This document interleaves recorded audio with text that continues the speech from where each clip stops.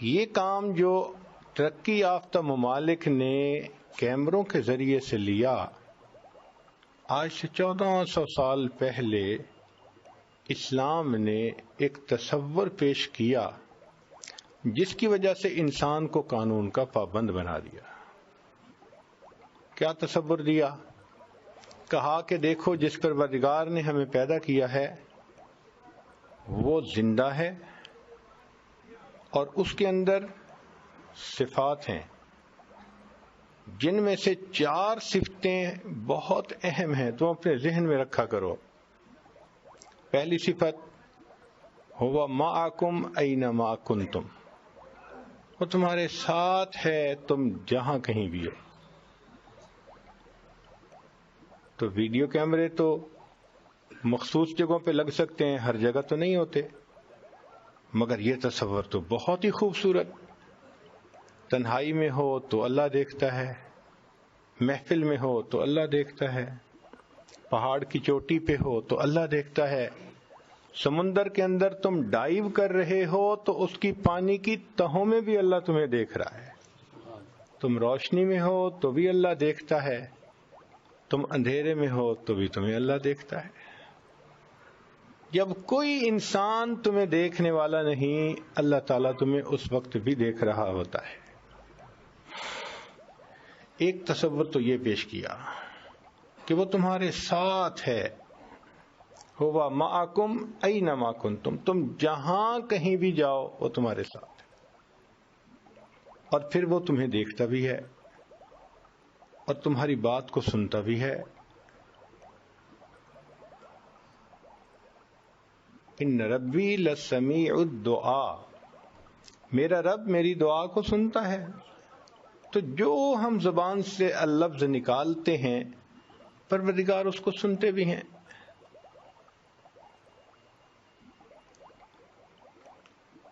اور پھر اللہ تعالی دلوں کے بھید بھی جانتے ہیں۔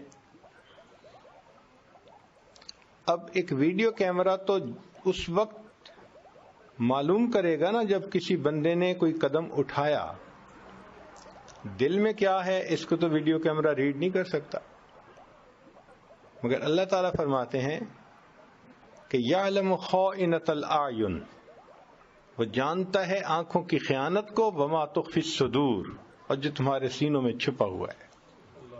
تو انسان گناہ کا ارادہ کرتا ہے، اللہ اس وقت بھی جانتے ہیں، گناہ کے لیے قدم اٹھاتا ہے، اللہ اس وقت بھی جانتے ہیں، گناہ کی پلاننگ کرتا ہے اس وقت بھی جانتے ہیں، جب مرتکب ہو رہا ہوتا ہے گناہ کا اللہ اس وقت بھی دیکھ رہے ہوتے ہیں۔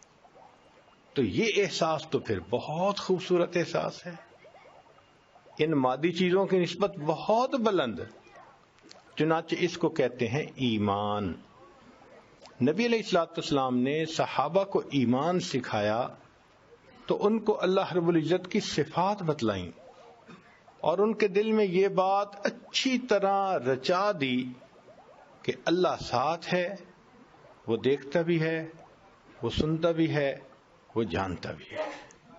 اب ان 4 باتوں نے صحابہ رضی اللہ عنہم کو ایک ایسا ایمان عطا کر دیا کہ وہ فرشتوں کی جیسی زندگی گزارنے والے بن گئے تھے، کھرے لوگ، جو من میں تھا وہی سامنے تھا، نفاق ختم ہو گیا، درنگی ختم ہو گئی، گناہ معاشرے سے ختم ہو گیا، ہر ایک کی زندگی میں سچ آ گیا۔ چنانچہ ایک حکم ملتا تھا سب عمل کرتے تھے۔ مشہور واقعہ ہے کہ ایک بستی میں سے گزرتے ہوئے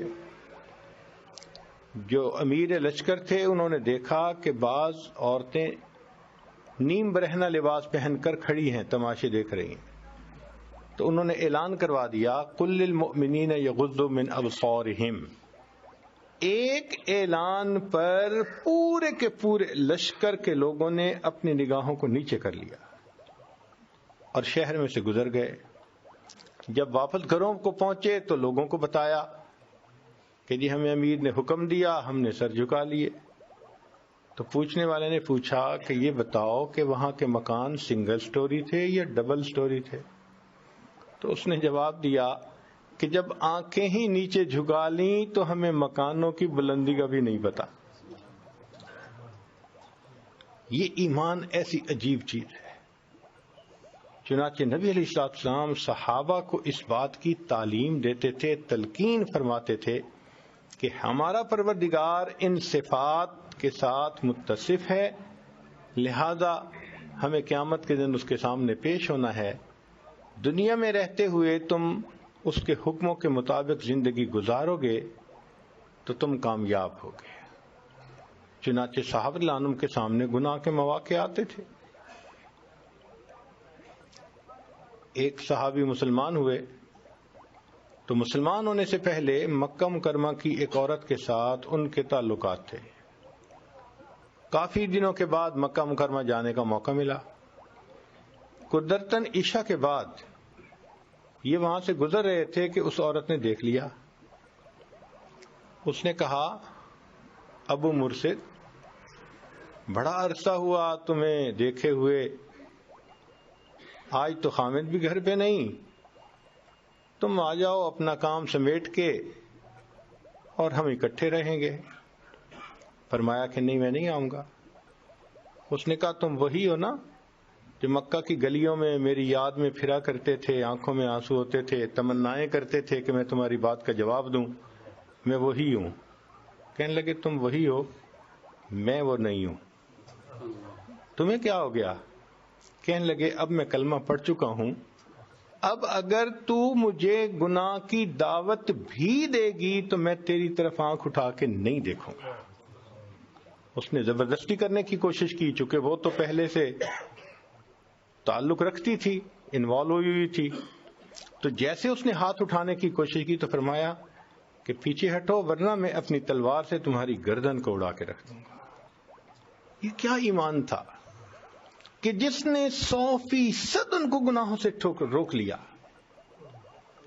تو دین اسلام کی یہ خوبصورتی ہے کہ ایک ایسے معاشرے کو جنم دیا، ہر بندہ قانون کا پابند، ہر بندہ اللہ کے حکم کے مطابق زندگی گزارنے والا.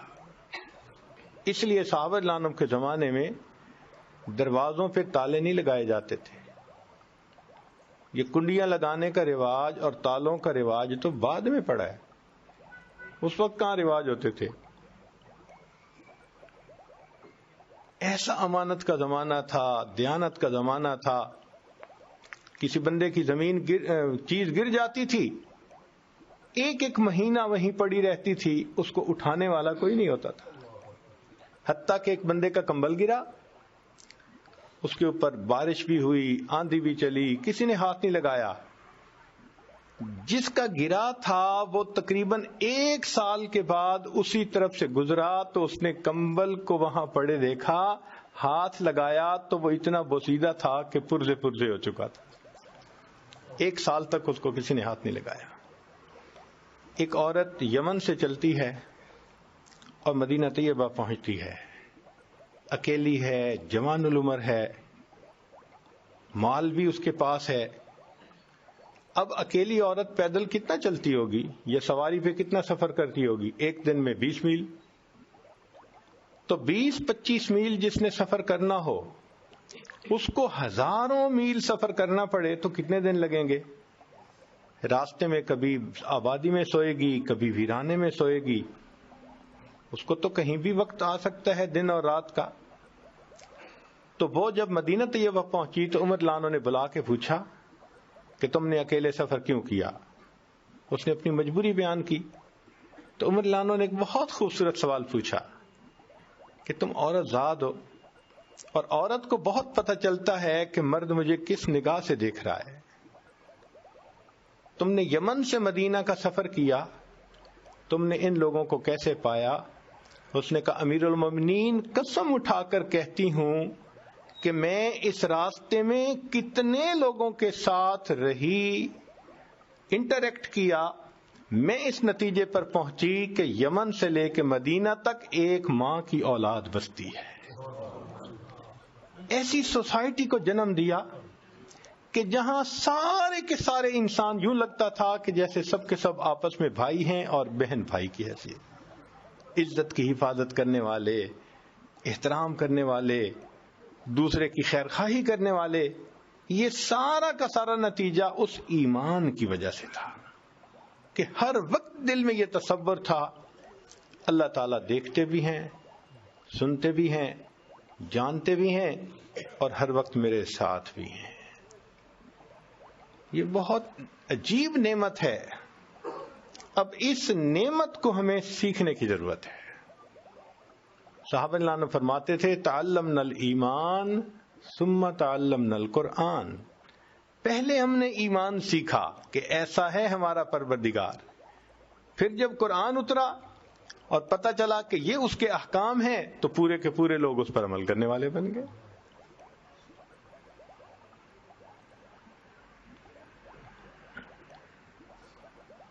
تو ہمیں بھی اپنے اس ایمان پر بہت زیادہ محنت کرنے کی ضرورت ہے۔ صحابہ اللہ عنہم کے زمان میں جو نوجوان تھے، مرد اور عورت، وہ بھی شریعت کی پابندی کرنے والے۔ چنانچہ عبداللہ ابن عمر رضی اللہ عنہ ایک واقعہ بہت مزے لے لے کے بیان کیا کرتے تھے۔ سفر میں جا رہے تھے، ویرانے میں ایک نوجوان دیکھا جو بکریاں چرا رہا ہے۔ ویرانے میں تو کوئی دیکھنے والا ہی نہیں ہوتا۔ انہوں نے اس کو بلایا اور بلا کے کہا کہ بھائی ایک بکری ہمیں بیچ دو، ہم ذبح کریں گے اور اس کو بھونیں گے، تم بھی کھا لینا ہم بھی کھائیں گے، تمہیں پیمنٹ دے دیتے ہیں۔ اس نے کہا جناب سوری، یہ تو میں مالک نہیں ہوں، میں تو صرف چرانے والا ہوں، مالک کوئی اور ہے۔ تو انہوں نے آزمانے کے لیے کہہ دیا اتنی تمہاری بکریاں ہیں، تم کہہ دینا کہ بھائی بکری کو بھیڑیا کھا گیا، مالک کو کیا پتہ چلتا ہے۔ تو جب انہوں نے یہ کہا تو وہ ان پڑھ بکریاں چرانے والا نوجوان آگے سے عبداللہ ابن عنہ کو کہتا ہے کہ حضرت اگر میں یہ کہوں گا کہ بھیڑیا بکری کو کھا گیا فَأَيْنَ اللَّهُ، تو پھر اللہ کہاں ہے؟ تو عمر لانو یہ واقعہ سنایا کرتے تھے اور حیران ہوتے تھے کہ نبی علیہ السلام نے دلوں میں کیا ایمان بھر دیا کہ معاشرے کا ایک ان پڑھ نوجوان جنگل کی تنہائی میں بھی کسی گناہ کا موقع کوئی دکھاتا ہے تو جواب دیتا ہے کہ اگرچہ بندے نہیں دیکھتے، بندوں کا پروردگار تو دیکھ ہی رہا ہے۔ عمر لانو اپنے زمانے خلافت میں گلیوں میں چل رہے ہیں کہ دیکھوں کہ لوگ کس حال میں ہیں۔ ایک گھر سے دو عورتوں کے بولنے کی آواز آئی، ذرا قریب ہو کے سنا کیا بول رہی ہیں۔ تو ایک بڑی عمر کی عورت کہہ رہی تھی بچی کو کہ بکری نے دودھ دے دیا؟ اس نے کہا دے دیا۔ پورا دیا یا کم دیا؟ اس نے کہا کم دیا ہے۔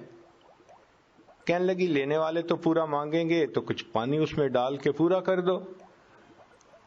لڑکی نے کہا کہ میں تو پانی نہیں ڈالوں گی، عمر لانو نے منع کیا ہے۔ تو بوڑھی عورت نے آگے سے کہہ دیا کہ عمر لانو کوئی دیکھ تو نہیں نہ رہے؟ تو لڑکی نے جواب دیا کہ عمر لانو نہیں دیکھتے، عمر کا پروردگار تو مجھے دیکھتا ہے۔ ینگ بلڈ، گرم خون، جن کے لیے گناہ کرنا بہت آسان ہوتا ہے، ایمان نے ان کو بھی باندھ کے رکھ دیا کہ موقع ہونے کے باوجود وہ سوچتے بھی نہیں تھے۔ عمر لانو اتنا خوش ہوئے کہ پھر آپ نے اس بچی کا رشتہ اپنے بیٹے کے لیے مانگا اور پھر ان کی شادی کر دی۔